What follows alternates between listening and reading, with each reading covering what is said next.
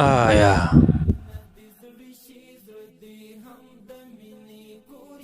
آیا آیا تا د هر کار په شروع او پای کې الله تعالی یاد کړی دی؟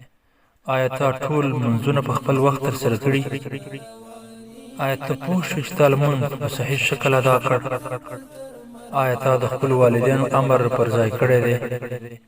آیا تا د کوم حاجتمند او بېوزله سره مرسته کړې ده؟ آیا ستا ګاونډي ستا له ضرر څخه په امن کې دی؟ آیا تا په خپله ژمنه او وعده وفا کړې ده؟ آیا تا له هر قسم دروغ او فحشا او خیانت څخه ځان ساتلی دی؟ آیا تا خپل اسلامي تاریخ او دیني کتابونه مطالعه کړي دي؟ آیا تا د سبا او بېګا اذکار ویلي دي؟ آیا تا نن د قرآن کریم څه حصه تلاوت کړې ده؟ آیا کله دې د خپلو ګناهونو په اړه باندې فکر او سوچ کړی دی؟ آیا کله دې له لارې څخه ضرر رسوونکي شیان لرې کړي دي؟ آیا تا ته خپل مرګ او په پل صراط تېرېدل په یاد دي؟ که ځواب دې هو وي نو خوشحاله شه، همدا ته نیکبخته او خوشبخته انسان او د ښه شخصیت څښتن یې.